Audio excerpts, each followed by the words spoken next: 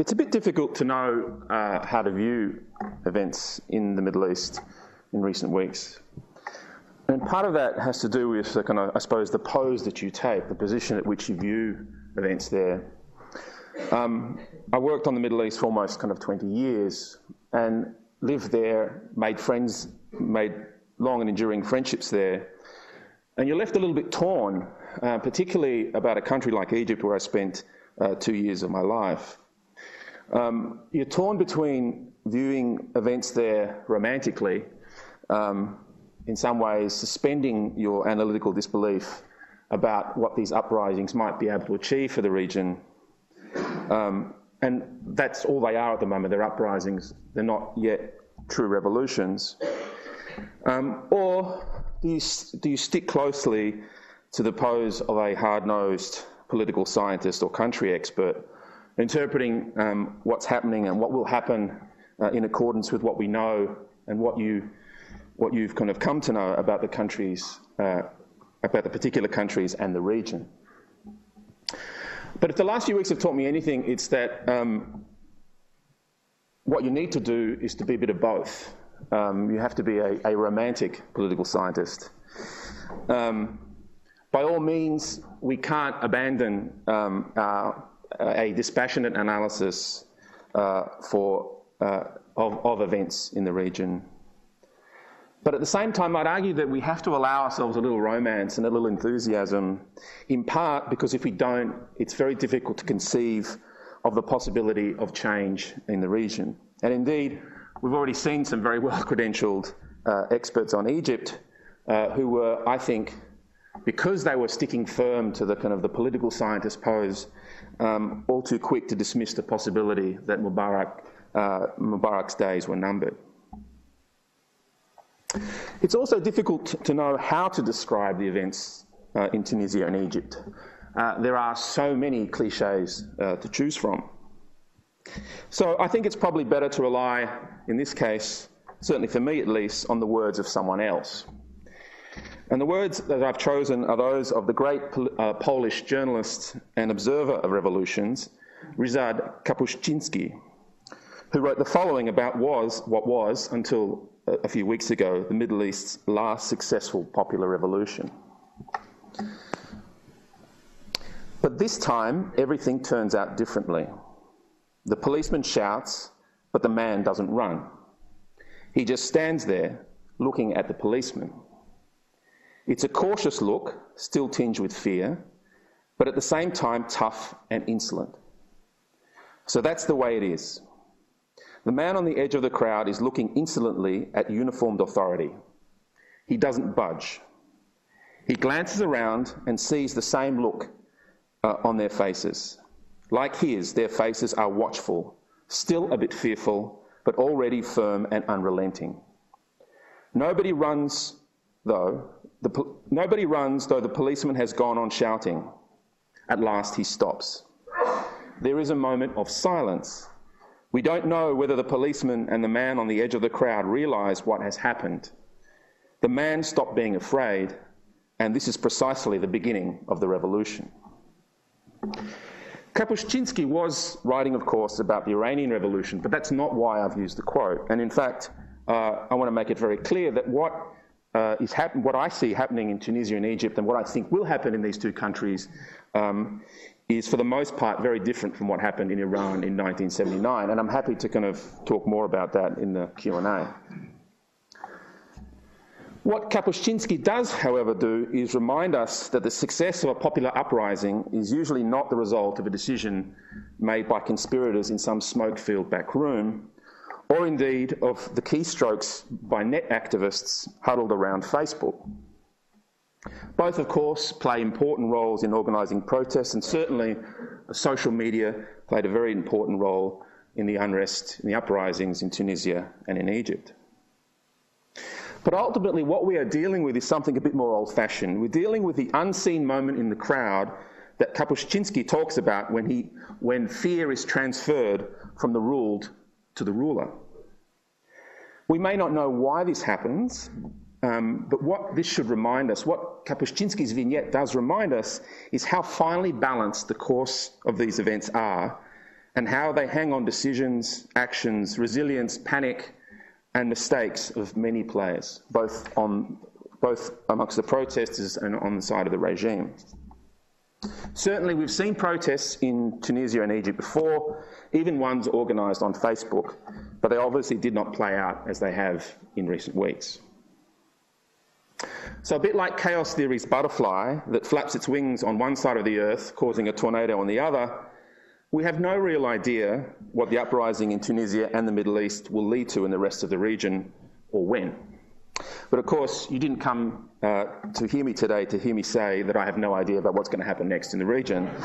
So let me offer some views on why, to quote Kapuscinski again, this time everything turned out differently, both in Tunisia and Egypt, and what this tells us about what may happen in the rest of the region.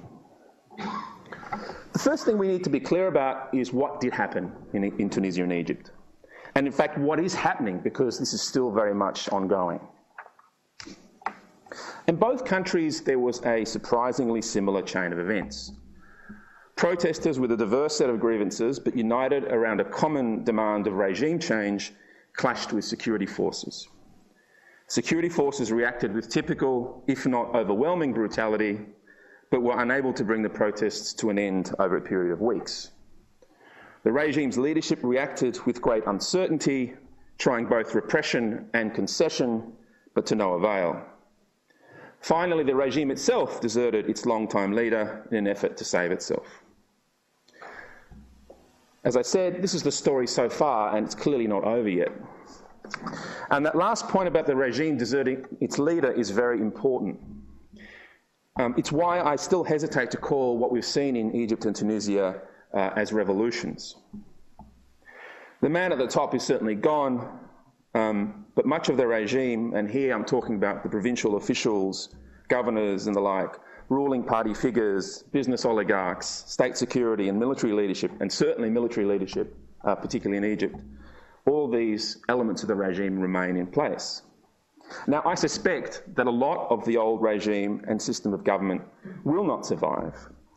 But at this point in time, it's still not completely clear which elements will survive and which will go, and how long all of this will take.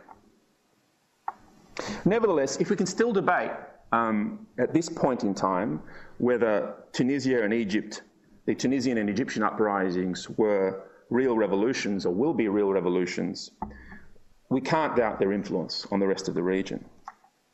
And there's an important side point here that if in what we see in Tunisia and Egypt does turn out to be a much more genuine and thoroughgoing revolution, then the influence will be even bigger on the region. But in terms of the influence now, at one level this is quite simple. Protesters in Egypt, for example, suffering under the accumulated weight of grievances, some of which were the same as those in Tunisia and some of which were different, took inspiration from what the Tunisian uprising was able to achieve. And likewise today, protesters in Algeria, Yemen, Jordan, Bahrain and Iran, and so far, I mean, we may see it in other places as well, have taken inspiration from both Tunisia and Egypt, even if they have not yet overthrown their regimes in the same way that the protesters in Tunisia and Egypt did. Tunisia may have been a fluke, but Egypt makes it start to look like a trend. But there's also something a lot deeper that's unfolding here. And if there's one message I want people to take away from today, it's this. What we're witnessing, I think, is the repoliticisation of Arab societies. And not just Arab societies, because we're seeing what's happening in Iran as well. Now, it seems odd to talk about the return of politics to the Middle East, a region that seems, if anything, to be afflicted by too much of the stuff. And of course, I'm talking about domestic politics as opposed to international politics. And it's not to say that in the last 2 or 3 decades there has been no domestic politics in the countries of the region. But with a few exceptions, that politics came with pretty strictly enforced rules. Only certain political actors were allowed to participate. Opposition movements were for the most part either loyal or illegal. If there were parliamentary elections, ruling parties always won, even if the margin of victory would sometimes be altered to give the appearance of politics. Protests were restricted in time, place and size, sometimes with the agreement of the protesters themselves and sometimes by the coercive actions of the security forces. There were, of course, opposition movements that did more seriously challenge the regime's efforts to stifle politics, most notably the various national incarnations of the Muslim Brotherhood. Sometimes these groups even momentarily revived politics in the cracks that sometimes appeared in the system. So, for example, in the 80s and 90s, the Egyptian Muslim Brotherhood ran in elections for the country's professional syndicates and revived these as a much more dynamic, albeit limited space of politics. But ultimately, even the region's most effective opposition movement, at least until today, was either subdued, as it was in Egypt, co-opted, as it was in Yemen, or eliminated altogether, as it was in Syria. Finally, there were also the liberals and the reformists, the human rights and democratisation activists, the reformist dissenters from ruling parties, the journalists and editors prepared to push the boundaries of censorship. Even when narrowly supported by the people, these too did breathe the occasional bit of life into Middle Eastern politics, but not so much as to get people really interested on a significant scale. And the cumulative impact of this rigid regimentation of politics in the Arab world and the Middle East was to induce a deep apathy and resignation amongst the broader population. Politics was seen as pointless, dangerous, or both. Ordinary people would walk past demonstrations lamenting, "Why bother? Nothing will change." Amongst the young in particular, there was an aversion to politics, and not just because of regime discouragement. In the leadership of the main opposition movements, both loyal and illegal, the youth often found the same patriarchy, paternalism and vanity as they saw in the regimes that they opposed. But something has changed now. And Tunisia and Egypt tell us something that has changed, but I would say that change did not start with the protests that began in Tunisia 2 months ago. And there are different elements to this, but we are seeing in Tunisia and Egypt and elsewhere in the region the fruits of processes that began, in some cases, 10 or 15 years ago. There are three I want to highlight in particular, what I call two revolutions and a crisis. The first revolution is the media revolution that we witnessed in the Middle East in the mid-1990s with the birth of Al Jazeera. Ironically, a station born by a regime as autocratic as many of its counterparts in the region. Al Jazeera gave people in the Middle East a taste of political debate, or for some that had tasted political debate in their early years, it revived the idea of political debate. Some of the most successful early shows of Al Jazeera were those counterpoint type shows where they brought on both regime supporters and regime opponents to debate political issues of the day. What Al Jazeera did was to open space for politics that regimes had, up until then, very successfully closed down. We also in this period started to see new media players, in particular bloggers and other net activists that began to open their own spaces for politics on the internet. So that's one revolution. So we had the media revolution in the mid-1990s. We also had, in the mid-noughties, the social media revolution. And here I'm talking, of course, about Facebook and Twitter, which you started to see, particularly in countries like Egypt, play a more prominent role from about 2005 onwards. Now, people have already talked about the role that social media has played in the uprisings in Tunisia and in Egypt. But to some degree, I think some have missed the real importance of this. And this goes back to my point about what we're seeing now is not something that just happened in the last 8 weeks, but goes back many years. Of course, the importance of social media has been its ability to connect and organise protests and to exchange ideas. This is important, but I think its real importance was more related to the point I made earlier about the politicisation, particularly of the youth. The real importance of social media for me was, in fact, the politicisation of youth who hitherto had no interest in politics. It politicised them because, on the one hand, it gave them a place to express their views which wasn't available. And a lot of those views initially were not political, they were just gripes about how their societies were organised and run. So those discussions were in and of themselves politicising. But what was even more politicising was the reaction of the regimes to those discussions. The regimes, in typically an increasingly ham-fisted fashion, used the old methods to crack down on what they saw as another flowering of dissent. So over the last 5 years, we saw a wave of arrests of net activists and bloggers by regimes unsure of how to handle this new political space. And it wasn't just the arrests of these individuals, often they were brutalised and in some cases killed, which not only politicised those that remained alive, but also politicised many of their friends with whom they were connected through mechanisms like Facebook. The great example of this, of course, is Khaled Sayed, who was a young net activist from Alexandria, who last year was tortured to death at the hands of 2 police officers after he posted a video on the internet of officers sharing the spoils of a drug bust. It was as a result of his death that a Facebook page called We Are All Khaled Sayed was begun, and it was one of the organisers of that Facebook page, Wael Ghanim, who ended up being one of the organisers of the protests we saw in Cairo over the last 3 weeks. So that's the second revolution we've seen in the lead up to these uprisings in Egypt and Tunisia. And I mentioned a crisis, and the crisis is an economic one. We have seen in the last decade that the ability of regimes throughout the Middle East, to varying degrees obviously, to maintain the social and economic contract that they have with their people is starting to break down.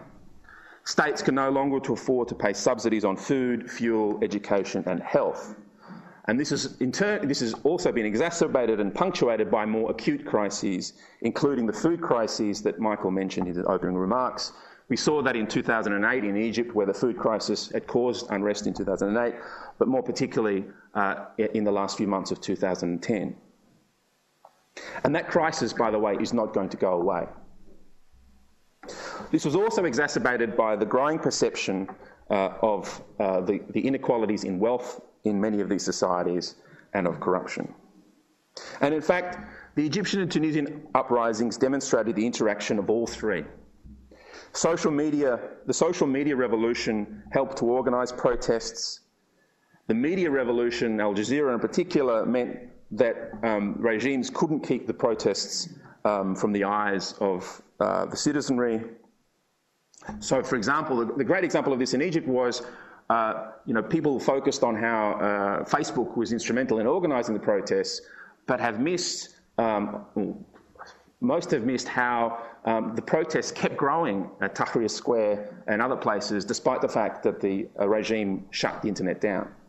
And a lot of that, I think, could be attributed to Al Jazeera, but also, to my third point, the way in which the economic crisis fed into people's willingness, the willingness of a broader range of people, not just the youth, to join the protesters. But of course, most of all, Tunisia and Egypt gave people a hope for change. It proved to them that politics was not pointless, even if it was still quite dangerous.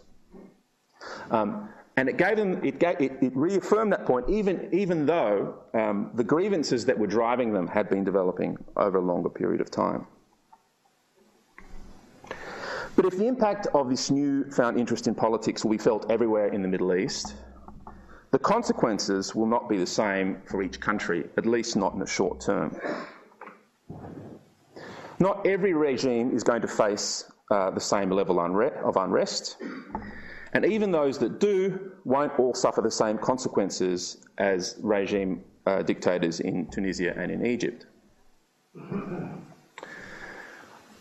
The key, from my perspective, to understanding which regimes are most threatened by the unrest and which ones less is something that has also been happening in the region in parallel with this revival of politics, and that's a crisis of authority. Now, this crisis, there is an interplay between this crisis of authority and this revival of politics. This crisis of authority has both been facilitated by the revival of politics, but it's also helped to facilitate the revival of politics. Of course, not all regimes are afflicted to it by the same degree. And I should also say it's not just regimes that have been afflicted by it. We've also seen in opposition movements how young wings of both Islamist and non-Islamist opposition have been rebelling to different degrees against their old leadership. Because in many cases, these guys are finding, even within opposition movements, mini versions of the state that they're fighting against. Same kind of autocratic principles, leaders of the same generation as the autocrats that they're fighting against. So it's not just a crisis of authority vis-a-vis regimes, it's also a crisis of authority within opposition movements and institutions more broadly. Now, all regimes in the region rely to different degrees on three very closely related sources of authority, in my view.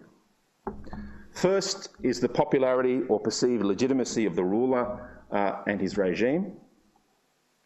Second is what I'd call a positive competence, what they can deliver, in other words, what they can deliver in terms of people's demands, from basic things like food and shelter to economic development, security, etc. And third, what I'd call negative competence, that is their ability to use repression to protect the regime when necessary. Now, what happened in Tunisia and Egypt is that all three broke down. Some elements of that broke down in the last 8 weeks, but some had been breaking down for a number of years. So in both Egypt and Tunisia, a diverse group of protesters coalesced around the demand for a change at the top. And that showed that, certainly from my perspective, the Mubarak and Ben Ali, the president in Tunisia, that their popularity and legitimacy had already deserted them. This was reinforced by a breakdown in positive competence. And again, this was something that was happening over an extended period of time. The kind of wide-scale perception amongst ordinary people of corruption, of inequalities in income, all reinforced by the food crises in 2008, 2010, and the growing difficulties that the state was having in just providing the basic services for the people. And finally, negative competence. Now, this reflects a range of factors, and to some degree, Egypt and Tunisia are a bit unique. The failure of the regime's negative competence in part reflects the resilience of the protesters, and that was in part a function of the Egyptian protesters feeding off what they saw in Tunisia. In part, it reflected the fact that the protesters, and this is another important point, that one of the reasons why the protesters were able to outfox the regime is because many of them were young and were not reacting in the ways that the regime had become used to kind of opposition movements reacting. There was an important point made by an observer very early on who said, what makes a lot of these young people very powerful is that a lot of them haven't been through the prison system, they haven't been through the kind of repression we have, so they're a little bit kind of naive and ignorant about what they're potentially facing. But I also think that made them very, very much more resilient.